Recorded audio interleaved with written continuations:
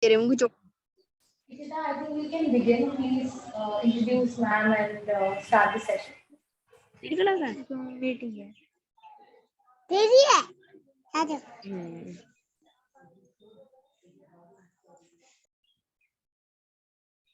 I hope I'm audible. Yes. Yeah. So I welcome you all again to this session. So now I'll be introducing our second keynote speaker of our national conference, Ms. Rosario Cirillo. Ma'am, I hope I pronounce your name the correct way. Yeah. We would like to welcome our keynote speaker, Ms. Rosario Cirillo. Ms. Rosario is a TEDx speaker, HCX advisor, certified happiness trainer, HSA, certified customer professional, CCXP, and former CXPA authorized resource trainer. After 12 plus years in various roles across sales, customer service, business improvement, e-commerce, and customer experience for leading companies like Forrester, Stream, Adobe, and Philips, in 2013, she founded Wow Now to inspire and help companies to choose, design, and deliver wow, life-enriching experiences that contribute to everyone's happiness. Ma'am is the author of Yellow Factor, Happiness in Business, Yellow Goldfish, My Circle of Connections, and Words of Wisdom, Nurturing Our World, originally Italian. She lives in the Netherlands with her husband and 2 boys. We welcome you, ma'am. And thank you for joining us today. The stage is all yours. Thank you so much. Good afternoon, everyone. Thank you for being here and thank you for having me. I'm really honored to be part of your International Women's Day and to be able to share with you my journey to flourishing and well-being as a woman, as a student, as a professional, but also as a daughter and a mother. And rather than just talking to you, I also always like to learn something about you while I talk as well. So what I did, and I hope it is going to work also for you, is to, as a way to learn more about the people I'm talking with, I use a tool called Slido, which you can use by either scanning with your mobile this QR code or simply going by slido.com and entering this event code 112288. And throughout my presentation, I will let you know when there are some moments in which there are some questions. Like the very first question that I want to start you off with and that you will find in there, it's what's your definition of happiness? I always love to learn how do everybody else sees happiness, what's their definition? And what I will do at the end of the event, I will then share with Poya all the results that we will have, so you will have this content as well. And while you get to share that one, I'll start to share with you then my journey and also what is happiness for me and how do I see happiness-driven growth as this approach to flourishing in life and in business. Firstly, as you hear maybe from my name and from my accent, I'm originally Italian. I don't know how many of you recognize this. This is the Vesuvio in Naples. I come from a small city just 20 kilometers from Naples. And my parents come from an even small village, a rural village close by Naples and Caserta. And I grew up there surrounded by people that thought that life was sacrifice. They were somewhat pursuing happiness, but mostly it seems like they were just accepting the mediocre conditions of the malfunctioning institutions and governments and all the problems that we had that surrounded us. And it really seemed to me as if they had put a cap on their own happiness. They were complaining about the situations, but they were just accepting it as a given. And I didn't get it because I was wondering, wasn't the purpose in life to be truly happy? If we all wanted to be happy, why were we accepting this mediocrity, and we weren't instead using all of the beautiful resources that we were surrounded with to actually flourish? This is the royal palace in the town where I lived. Nobody knew about this royal palace, so we actually had no tourists and we had no flourishing. We were just complaining. And that is why when my time to also choose the university as my path arrived, I chose to go to study in Rome, the capital of Italy, and to study business economics, in the hope that there I could find the answers to understanding why this was happening, understanding more about happiness, but also really learning the key to drive change in society in that way. So I went to study in Rome, and then after 4 years, I actually moved to the Netherlands, initially for an internship at Forrester Research on customer experience, which became also the topic of my thesis. And basically, ever since now, in July is going to be 20 years, I've been living in the Netherlands with my family. Those are my Dutch husband and my 2 boys. And my entire career has been in the field of customer experience. I've been a customer experience doer and believer since 2002. I worked in a number of different roles in different corporate environments, always in the functions related to customer experience, end to end. We worked on achieving a higher revenue, we had lower cost, we increased loyalty, we had word of mouth. All of the actions that we took were intended to improve the customer experience, and they got to drive profits and loyalty and growth as a result. We were pursuing what is called customer-driven growth.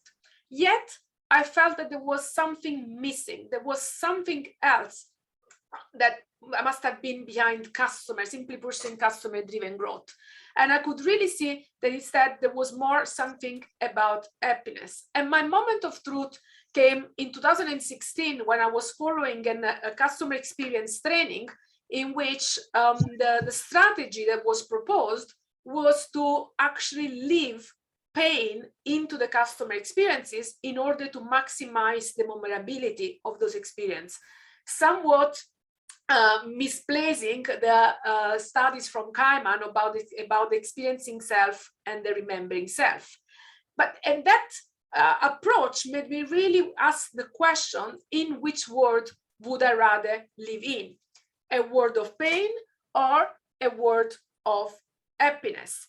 And that is really where I start wondering and I start thinking, which world would I rather live in? And what is happiness? And my definition of happiness is inspired by the one from Gandhi, which, as you know, I'm sure, says that happiness is when what you think, what you say, what you do are in harmony. This is my son. When he was 5 years old, that is now nearly 7 years ago, we were on our first family cruise on a boat. He's having his first camera, and he was just full of joy, making for the first time snaps of the reality around him. For him, it was an amazing week of happiness and joy and discovery. For me, it was really a week of anxiety and dreadfulness as a mother, because this is a cruise and here we are on the 13th pond. And if you look at those rails, I can even fit through them, and definitely could my son. So for me, it was a week of constant anxiety of never lose sight of him, because he could fall through those rails. And it was also a week of feeling betrayed, because at the very moment of booking the cruise, I had asked the operator, did you replace those rails with safety glass? Now that you changed the marketing of your company from honeymoon, I had been there on honeymoon with my husband, to instead the family cruise. Have you ever found yourself looking forward to an experience only to be disappointed by the company delivery of that experience? We have all been there. And that is why I added to the definition of Gandhi elements, my own elements into the definition of happiness. For me, happiness is when what you think, what you say, what you do, what you feel, and what you experience are in harmony. And that is also when I started to think about a new possible business model, happiness-driven growth. My dream is to live in a world of HCX, what I call HCX. It's human-centered and happiness-contributing experiences. A world which is human-centered, where business models see companies, employees, and customers like human beings with a common shared goal, a peaceful, sustainable, healthy, and happy life. And happiness contributing, where companies design and deliver products, services, and experiences which are meaningful and life-enriching for customers, enabling and empowering their employees to make a difference in people's life. We design the world we live in, so why not build a world where happiness is the end goal and profits just the mean and the result that follow when we are happy? If we look at the evolution of the businesses, we see that across the past decennia, we have had a number of approaches or management philosophies which companies have adopted. First, there was business 1.0, which was all about the shareholders.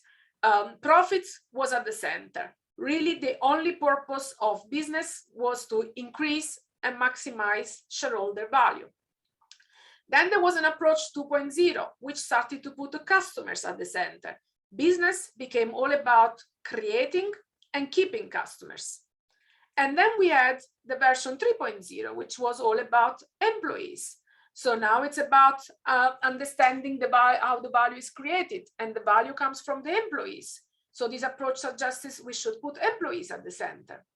And then came version 4.0, which suggests, well, it should all be about purpose. So we should first find out why we do what we do. And to me, all of this sounds a bit like the millennial debate about what is at the center of the solar system, the sun or the earth. I believe that we are at the cross, and we've now been for a few years, of a cross of what I consider version 5.0, where if we put happiness at the center of everything, we can put happiness at the center of everything we do. Happiness for the customers that we serve, happiness for the employees within the organization, happiness at societal level, but also happiness at our individual level. And if we do this, then profit and growth will follow as a result. What I also see is that up until now, we have been almost trapped in what Tal Ben-Shahar calls the tyranny of or. Should it be customers or shareholders, customers or employees? It's a very male energy, and it's also very much domain of the brain. Our mind wants to know, is it this or is it that? But we as women, and also with our female energy and leading from the heart, we can actually embrace the power of and, because our heart can really embrace opposite and can also embrace a more whole approach like this one of putting happiness at the center and really embracing the power of and. In that way, we can flourish as individual for ourselves, as mothers or daughters for our family, as professionals in our teams and in our company, or as leaders towards our customers' society. And this is what I call also human-centered and happiness-contributing approach or experiences. Ultimately, happiness was already recognized by Aristotle 2,500 years ago as the meaning and purpose of life and the whole aim and end of human existence. And if we look at happiness from a corporate point of view and societal point of view, happiness really matters there as well. Happy customers are simply more profitable, they buy more, they pay more, they keep doing business with you. Happy employees, they generate lower turnaround, they are more productive, they are more profitable. We as happy individuals are the best possible for society, because then we thrive, we flourish, we get less sick, we are more productive, we are more creative, we just get the best out of life. But how can we then bring more happiness into the companies, into the organizations? I started to see in 2016 that there were already companies which were designing and delivering remarkable experiences and were putting happiness at the center, like Zappos, which had made delivering happiness their missions, and profitability had followed. This is when in 2017, I set up to really find and collect in a systematic way more examples of companies which were already putting happiness at the center for their customers, their employees, or society. And this is the moment where I met Stan Phelps. Stan is also a customer experience expert, and he was really focusing on the question when it comes to corporates, how can companies stand out in a sea of sameness? What can they do to differentiate? He was talking about differentiating experiences, and he had seen in his books that he had already published, he had really seen the progression of the businesses, which I mentioned to you, from first customers, and then employees, and then technology, and then purpose. So when we met, I was really like, we were talking about what about happiness? And that is when we started then collecting all of the examples for yellow goldfish. We collected over 300 examples of companies which were already doing what Stan calls the goldfish, the little extra to contribute to happiness for their customers and employees. And as a result, we wrote Yellow Goldfish, which then 2 years ago I republished as Yellow Factor. And we also used, so we chose the color yellow because, as you know, the color yellow is the color of happiness, and is also the colors of sun. That there is one very special metaphor which I loved about the choice of yellow, and that is, it comes from Tal Ben Shahar, which says that happiness is exactly like the sun. We need the sun to survive and to thrive, but we cannot look straight into the sun, otherwise we get blinded. Similarly, when it comes to happiness, we cannot pursue happiness directly because that will make us just feeling miserable. What we need to do is to pursue happiness indirectly by doing the things and the activities that actually make us happiness and help us flourish. So what are those things that we can do in order to pursue happiness indirectly? By analyzing all of the cases, the business cases that we found with Stan, and also by connecting with the Maslow hierarchy of needs and with the needs and emotion studies from Marshall Rosenberg, we identified 9 universal human needs, and we identified under the acronyms of happiness. And those are the 9 elements that companies, the 9 factors that companies can pursue in order to contribute to more happiness for their employees and their customers and society overall. And we choose the flower, the sunflower, as really the graphical element of this flourishing. Why? Because really each of those 9 petals represents an element of happiness, but also because the flower represents in the how each of the 6 stages of growth. And what I also really loved about also the metaphors of the flower is that what makes for the growth and the beauty of the flowers, it's really the genetic makeup of the seeds. Each and every seeds generate a different flower, but also once each flower, and sunflower, has reached its own blossoming, it then contributes to happiness of everyone around them, which looks at them, but also their seeds take of a new life and keep the flourishing of new flowers go on and on and on. So this is a point also where I have another question for you, if you manage to get to Slido, and that is, what does flourishing mean to you? What does it mean to flourish? This event today was about well-being and flourishing. So what is flourishing to you? And in the meantime, I'll share with you what it means to me. So in this metaphor of the flowers, what we really realize is that even when companies choose different ways than happiness to differentiate themselves, each of them can still have a yellow factor that does that little extra that seeds happiness and creates the seed for additional flowering to follow. But the most important element also of the flower is that flowering and blossoming starts with nurturing ourselves. And we also need to remember that just like the flowers, we cannot exactly be flourishing all of the time. So some things that not many people know about me is that actually while I was writing Yellow Goldfish, the book, I wasn't exactly flourishing at that moment. I was actually struggling a lot with my son and with a number of challenges at home as a mother. And it was just 1 week before I turned 40 and 3 months before the book was going to be published.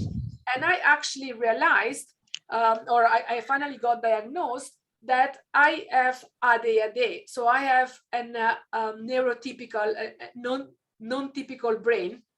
And that ADHD was being my strength in some cases, but was also giving me a lot of challenges with extra tiredness and with depression and with a lot of challenges that come with ADHD. And what also made me realize is that the reason why I had been paying attention and noticing every single time a company would do something that contributed to my happiness through those 9 petals, I had been noticing it because each of those contributions to happiness was giving me a little shot of dopamine, oxytocin, serotonin, and endorphin, which, especially when it comes to dopamine, was exactly what I was missing because of my ADHD. And that is also when I realized that those very same 9 factors of happiness that the companies can use are the very same 9 factors which we as individuals need to keep nurturing and feeding in order to flourish. So all of the science was applying also to us as individuals. And that is when I created these sunflowers of happiness also as a measurement. So what you see here is in the petal, you see a score from 1 to 10. And in the next 10 minutes, I will be driving you through each of those.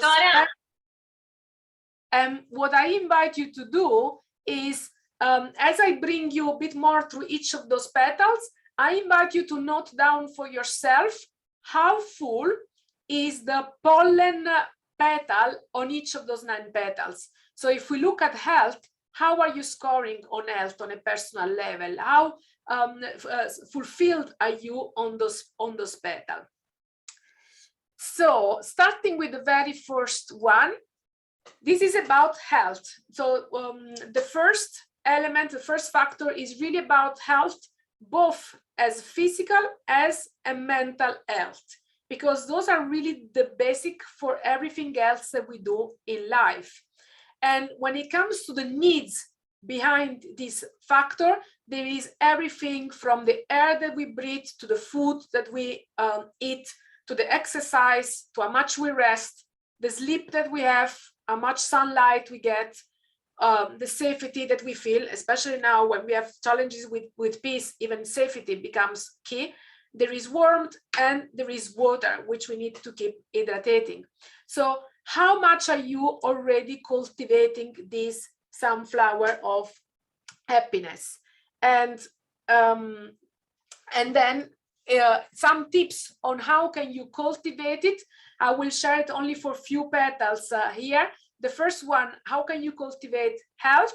Here I have the acronyms for you of NEST. One simple way to cultivate your health is to take care of your nest, which stands for, the N is for nutrition. So everything that you eat, but also everything that you put in your body, that can even be the words that we hear. Exercise, so how much movement do you actually do? Especially now since pandemic, we are being really in a sitting position most of the time. How can we compensate that by doing more exercise outside of our studying or working time? The S, it's for sleep and recovery. Our major problem is not stress, but really how much we allow our body to recover. So sleep, here it's incredibly important. And the last, the T, is for touch. Hug. We actually need at least 8 hugs a day to survive, because we need touch gives us the production of oxytocins, and it also creates the trust and the bond with the people around us. If this is about health, the next step, the next factor is about autonomy. Autonomy, it's about really feeling in control of our actions, of our life and work. And it's mostly about, more than even about balance, it's really about integration between all of the different aspects of our life, and really feeling that, yeah, we are able to have some sort of control over them. We are not just doing whatever we are being dictated to do. In this case, the needs that are fulfilled, it's really choice, feeling the power of choice. Education is also very critical. You are all studying so that you can have more autonomy in your life later. It's about feeling enabled and empowered to take some actions, having the independence to do so, and also having the time and the space to do them. Then we have purpose, which is about the feeling of contribution to something bigger than ourselves, contributing to creating a better world. Here, the needs that gets fulfilled are having a feeling of clarity, feeling our consciousness, feeling that we are evolving, that we are contributing to growth, that there is hope, meaning, spirituality, or transformation. And then we have play. So play, it's really about something that allows us to really express our deepest self without any fear of judgment or fearing of mistakes. We can really just focus on the moment of being in the experience of playing and having fun, rather than on the outcome. And one of the key elements of play is that we really, really lose the track of time.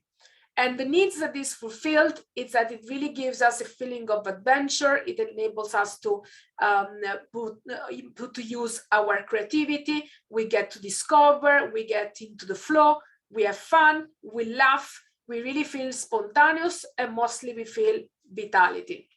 So this is another petal for which I also have some tips for you. How can you cultivate play in some simple way?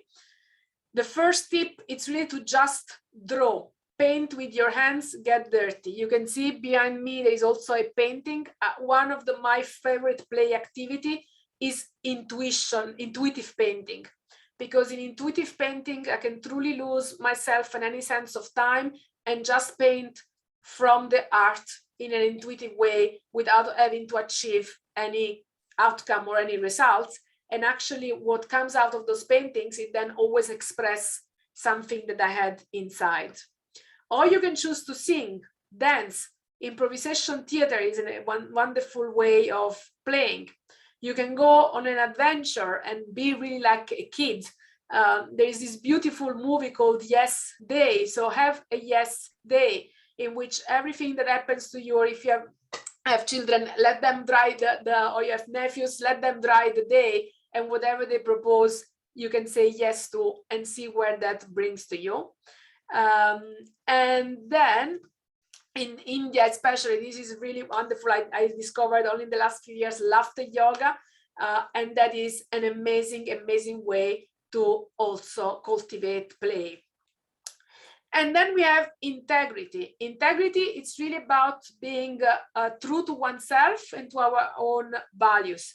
It's about really believing and acting as a force for good, improving the world we live in, contributing to our community or preserving the environment, but always by feeling that really here comes to life also the quote of Gandhi, really like being true to what we feel and what we believe. Sorry. The needs that get fulfilled here are really about authenticity, are about fairness, honesty, justice, progress, transparency. We really want to be also feel safe in our environment. And then we have nature. Nature is really about moving from thinking to feeling. And it's both about actually experiencing the nature, so being outside in the nature and enjoying the moments, but it's also about being surrounded by beauty, recreating the beauty, appreciating the beauty and the harmony around us, also with design. So again, an example is really behind me in my office. This is a wallpaper of a beach and of nature, and just having that behind me and looking at it gives me always a feeling of being in the nature, even when I'm just in my office. So the needs fulfilled here are really about beauty, balance, harmony, comfort, but also completion, ease, and respect. And then we have empathy. So empathy is really about, we are hardwired for connection, for relationship. It's when we are with other people and we feel understood and we feel a sense of belonging that we really feel happy. We need to feel accepted and connected with other people. So here the needs that are fulfilled are acceptance, are appreciation, belonging, care, compassion, but also support and understanding. And then we have the last two, the final two S. Simplicity, it's about everything that reduces the mental and the physical energy consumption that we need to have in order to achieve a result. It's really about spending time on what matters the most, and it's really about doing so with the least energy possible. Today, in a technology-driven world, for example, simplicity is about making this technology as simple and as less time consuming as possible. Needs that are fulfilled here are awareness, are clarity, efficiency, focus, but also order and structure, because sometimes we really need those to function. And then the final element, it's about smile.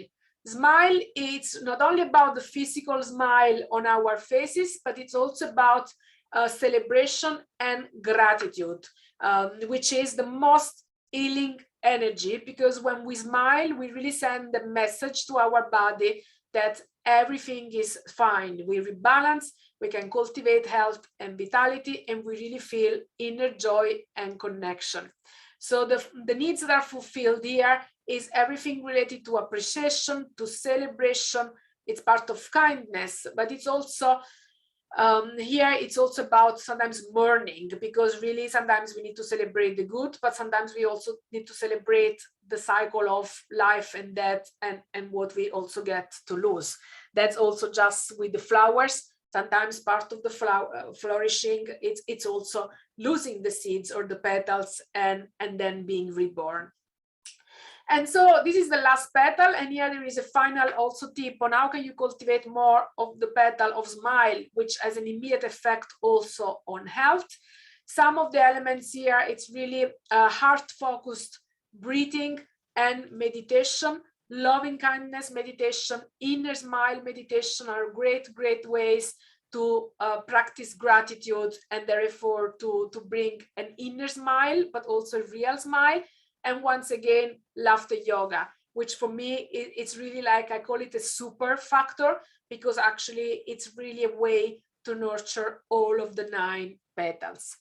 So at this point, I again have a question for you.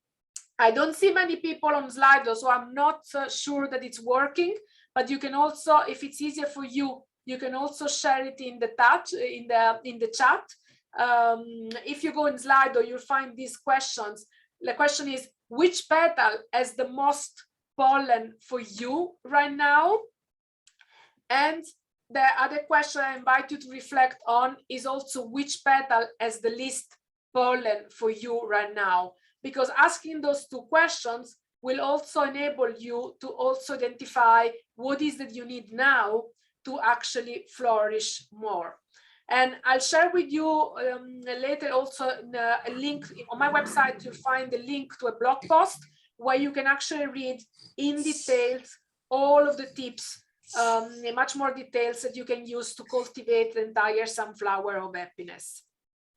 So this was the first part about the happiness, and then I want to bring you very quickly in the closure on the how of the happiness-driven growth model.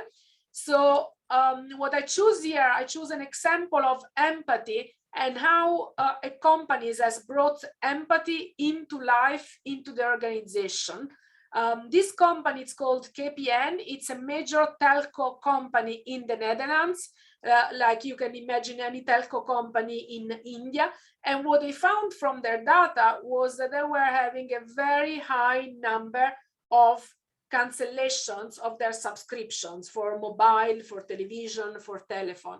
And when they start looking into the data, they discovered that the majority of those cancellations were happening at the moment that somebody was dying, and their next of kin, their heredit, they would have to call the contact center to cancel the abonnement.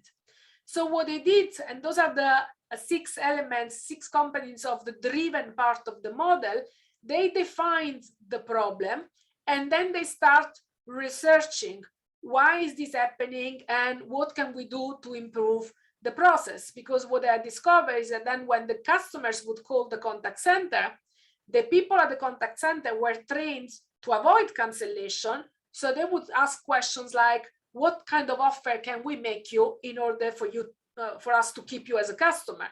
But there was somebody who was dead, so there was nobody anymore that needed that contract. So they went through this entire process. They then used design thinking as a way of ideating a new process.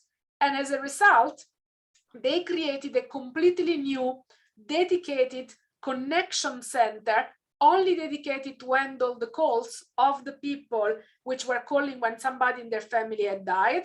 Those people received a very special training on how to handle those calls in an empathic way. And what's also most, they were what we call that yellow goldfish, the little extra. They were also enabled to identify in which situation they thought that they could offer to the people the recording of the voicemail of the deceased. Because in many cases, the person who had deceased had a recording for their voicemail, leave a message, I'm not here. And those recordings were even the only audio message that sometimes people had from the deceased. So they start offering it as a little extra, and the customers actually really, really appreciated that, because again, in most cases, was the only recording. And this is also like, I want to use the same example also to show with you the stages of growth, which very much resemble the stages of the growth of a sunflower. So you go through, the first stage is grounding. So you need to identify what's happening, what is the issue, ground yourself into the data or ground yourself into the values. For example, ground yourself now in the analysis that we had of the petals of the sunflower, which one is most full for you and which one is least full. Once you ground yourself into that knowledge, you can then start to reach up for a change. In the case of KPN, was using design thinking in order to start imagining a new reality. Then they needed to operationalize it in a new type of contact center. And then once they put it all in place, they could actually do their blossoming, their flourishing. But all of this took time. And then only after they took the time to do this, they could actually really harvest all of the results. So in our book, we have many, many examples of companies which have followed the very, very similar process in creating those special yellow goldfish, or just doing all things in those 9 factors that enable us to flourish more. And this is what I call the model of happiness-driven growth. So for you today, it's really about how can you bring this approach in your life and in your organization. So it's really about the 3A in order to keep yourself also charged up. The first A that I propose you is to acknowledge. So I've been asking you the questions, how full is your pollen tank on each petal of the sunflowers of happiness?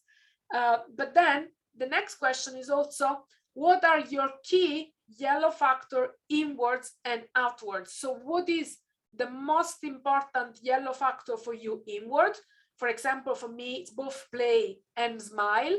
That's really how I nurture what I need the most in my flower. And outward, what is that I do in order to bring my yellow factors to spread the happiness? What is the way that I prefer to share that also happiness outward? And then again, it's somewhat a smile is also part of it. Then you align, so you identify why. How does your tank compare to what you really need? And ultimately you amplify by really identifying what are the actions that you can actually take. So again, here the questions are really for you. What is your happiness factor inward? What is your fuel? And what is your happiness factor outward? What is the factor that you prefer to contribute to others' happiness? And those are really for you also to answer for yourself. And once you do that, then you can really look at your flourishing in different roles and different levels, really starting from yourself as individual, then looking at your family, at your friends, at your team, like your schoolmates, and later your employees, your customers, society overall. And that's really like starting from the core, then expanding to your inner circle, and ultimately to your outer circle. And we really, as women, have this capacity, and we need to have this capacity and this power of really embracing all of those different elements and levels. And therefore, so repeating it a bit, like, so how can you really bring happiness-driven growth in your life and in your work? We said, really identify your yellow factor inward and outward and make sure that you nurture them. Then keep learning and help others in your organization, in your team learn. Use human-centered approaches like design thinking and happiness-driven growth in designing the experience that you provide to other people. Take actions and help others in your organization or in your team act. Lead by example, like you can be the light for others to follow, and be the change that you wish to see in the world, again, like Gandhi says. And in my own mantra, I also say, seed the change that you wish to see in the world. Learn, share, connect, grow, know, do, be, and really be the lighthouse. So really be the light that lights up everybody else. And finally, if I can share with you the final 3 takeaways, I shared with you a lot of things, but really, if you remember 3 things from today, again, each of us has a yellow factor inward and outward, and each of us can do the little extra that seeds and nurture happiness, radiating their sunlight and contributing to a happier, healthier, flourishing self and world. Make sure to acknowledge your yellow factor inward and outward, and keep in check your pollen tanks on all the 9 petals for yourself, your inner circle, and your outer circle. And finally, seed the change you wish to see in the world, and remember that you have the choice and the power to create true flourishing that comes from the heart and really connects all of this together. And this is really, for me, the message that I wanted to share with you. And I'm happy to hear also in the comments or again in Slido, what are the takeaways that you take out of the session? What is something actionable, inspiring, meaningful that you really take with you from this session? And that was all from me. So I thank you very, very much for having me here. And I also created for you this thank you page. So if you go to wownow.eu/thank you, you will find an extract from my book and a number of other downloadables that you can have to continue this journey. Thank you. Thank you so much, ma'am. And now we can invite questions. Yes, thank you, ma'am, for your very enlightening address. I hope we learned a lot, and I hope that our questions will be testament to the kind of response we've received from the audience. So the first question that we have is, during the pandemic, we've faced a lot of uncertainty and negativity. It feels difficult to look for happiness in such situations. And what are some strategies to adopt when we are faced with such situations? And there's a similar question that goes with that, that happiness can be an aim and an end goal, but at the same time it is also something just like any other emotion, like sadness or anger. So how should we maintain a balance so that we pursue it in a right way and we're able to balance it with the other emotions and feelings that we have? Thank you so much. Really important question. So one at a time. The first one, really for me as well, during the pandemic, there has been a lot of changes. So what I did for myself as well, and it's really cultivating those 9 petals. So some of the tips that I gave you also under the smile, it's really what I've done mostly for myself and with the people in my circle is, okay, how can we keep cultivating happiness? And what does it mean then happiness in a period of pandemic? It meant mostly connecting to my heart. So one thing that I've been doing every single day since the beginning of last year, because I discovered last year, is the heart-centered breathing. So also called heart coherence, which is really like breathing from the heart, and then like thinking of situations in which things that I'm grateful for, or situation in which I felt very happy, because just remembering those situations for our brain, it makes our brain and our body feel them again. Before that, also laughter yoga, so really laughing as an exercise, even though it seemed that would be not reason, but just like bringing our body and our mind to laugh, it really helps our body reconnect and create that happiness. Another element that I use a lot was play. So with my kids, that was really from the very beginning of the pandemic. The moment that the school shut down, I was like, okay, what are we gonna do? And I said, the first thing that I did for them, I bought a trampoline.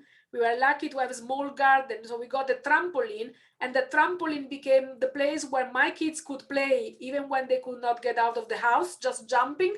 And it was also a place where I went to play with them, and I started jumping on the trampoline with them. So that created a situation of connecting with each other, but at the same time having physical exercise because we were jumping, and having fun because we were simply smiling.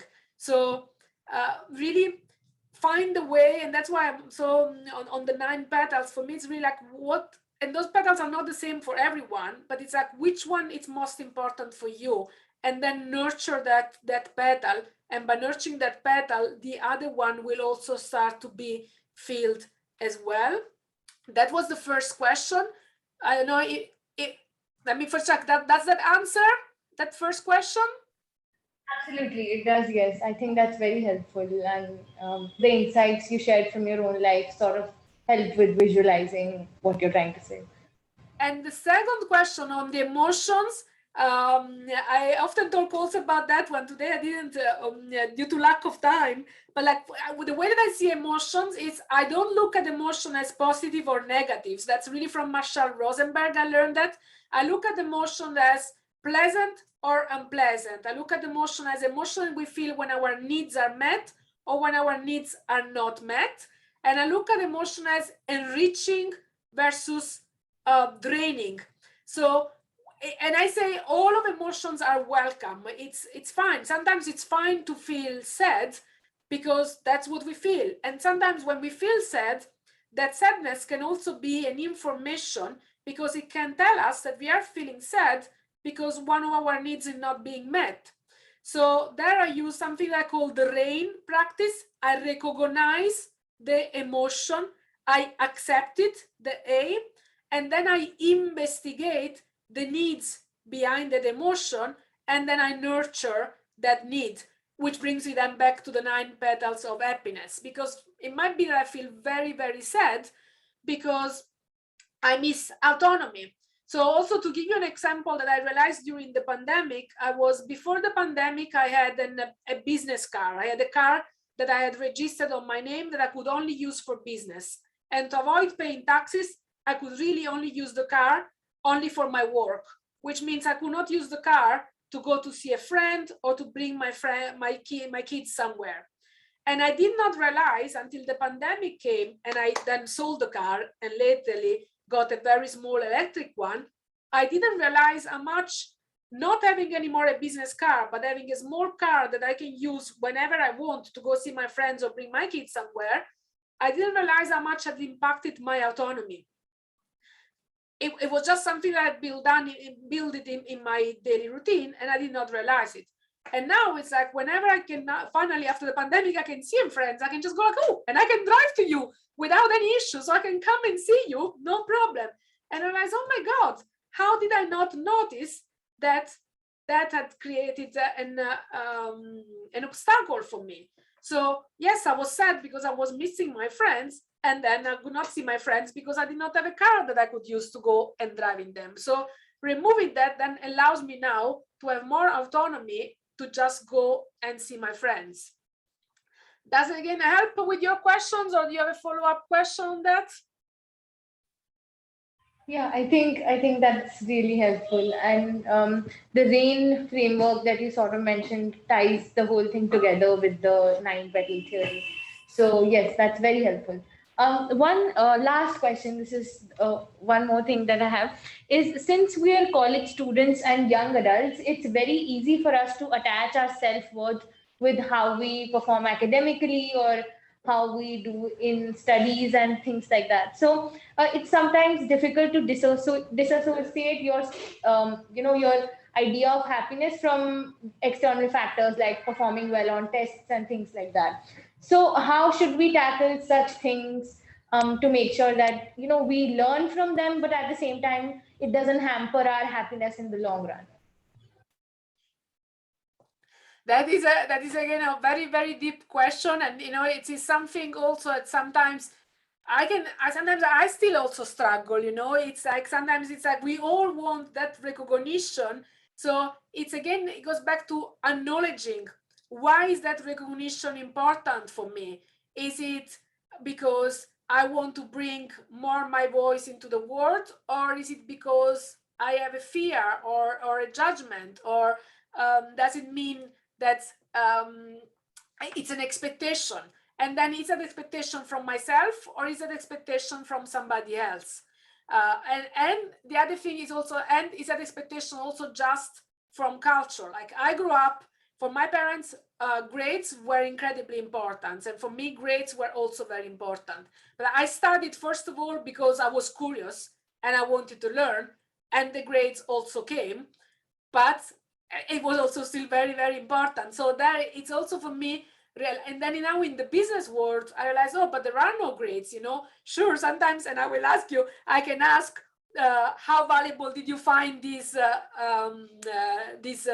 talk? And then it's actually, I just switched the question also in Slido, how valuable is this session for you? And then if I get a 1 or a 4 or a 5, that can make a difference. But then I also say, but it's not about the 1 or the 5, it's not about the score, it's about also what's the message behind it. I mean, for me, if it's a 5 rather than a 1, it's more because I wanted to contribute. So I truly want from the heart that whatever I'm saying, it adds value to you. So it's also about the difference. And sometimes, and I have to say, I had it back in November where I had one masterclass, and for one of the first time, it was like, I only got 1 or 2. That is like, okay, but what's happening? Why did I only get 1 and 2? Why did these people not find it valuable? And then you also look, was it for me? I did it to do with me, or I did to do also with them? Because sometimes we might still be carrying a very, very valuable message, and we might still be delivering it in the best way possible, but the other person is not ready to receive it, or it may just not be interested in that moment. So it's also about learning to really have that inner consciousness of why does this matter for me, and what is the learning, and what is the step forward that I can take? Does it resonate? Yeah, absolutely. Thank you. Thank you for your answers and thank you for the very enriching session. I now invite Ishita to bring the session to a close. Thank you so much, Bhavya. I would really like to thank Ms. Rosaria Cirello for actually answering so patiently all our questions and like giving insights from her own life, like the incident that she shared, like how she took her son to the cruise, and all her questions were different. Like I wasn't able to, like I had to make sure that he's safe, and like how we also learned about the happiness flower, like the sunflower, and how like I learned a lot about like how sunflower can be related to our own life, like the petals can be related, and how for each term, for happiness, for growth, we have other abbreviations which could actually help with our own life. And my takeaway was the triple A concept, which was like acknowledge, align, and amplify, which was my takeaway from your session. So thank you so much. I would like to take this opportunity to express my heartfelt gratitude to Ms. Rosaria Cirello, first of all, for agreeing to do this keynote address at such a short notice. Me and my team are really grateful to you for that. And then for this very wonderful 1 hour of your talk and the wonderful interaction with our audience. I think there are so many important points to take from your talk. First of all, the visual imagery that you created for all of us in terms of the sunflower, in terms of all the layered domains of flourishing. So it was really wonderful and extremely insightful for all of us. So heartfelt gratitude to you from all of us. Thank you so much for joining in, and thank you so much. Thank you again also for inviting me and giving me this opportunity. I'm really glad, and I really hope it was valuable to you all. Our pleasure. Thank you.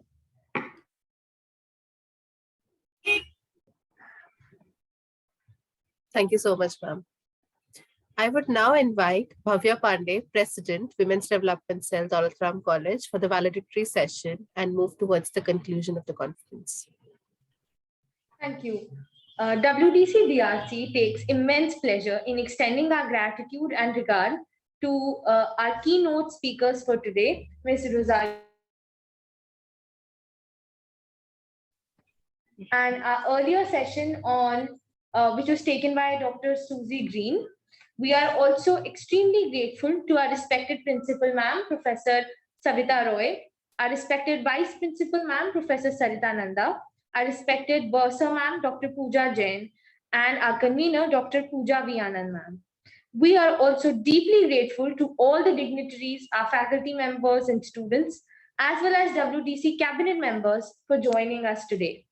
This event would not have been possible without the sheer hard work of our student editors, team heads, and team members.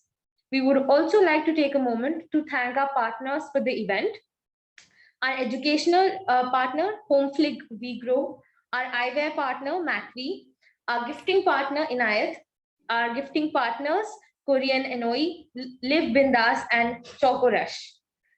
Now, I would like to invite our convener, Dr. Pooja V. Anand ma'am, to kindly deliver the vote of thanks. Thank you so much, Bhavya. So it has been a great day for all of us. And with this, we come to a close for this very wonderful event. And it deserves a lot of thank yous. First of all, our heartfelt gratitude to all the dignitaries, our respected principal ma'am, for always being there and always encouraging us to take up new initiatives and always being present for all our events. Our vice principal ma'am, Professor Sarita Nanda, for always motivating us, for always supporting us. Our respected bursar ma'am, for always being there for us and always telling us how wonderful, a kind of work that we are doing. Thank you so much, ma'am. I would also like to thank all the principals and the faculty members and the students of the colleges under the Vidya Vistar scheme. Their participations and their paper presentations were very, very encouraging for us. Then also all the faculty members and students of other educational institutions across India and their wonderful participation in our conference. Then, of course, the faculty members and students of our own college. Then I would like to thank, of course, our wonderful speakers, Ms. Rosaria Cirillo. We just listened to her wonderful talk, and also our keynote address given by Dr. Susie Green in the morning, which actually set the stage for our program. Then I would like to thank our team members for all the support and everything, their support, their cooperation in creating this program and taking it through. And last but not the least, all the members in the audience, all the participants, all the paper presenters for their wonderful contributions into making this event a huge success. Thank you all so much.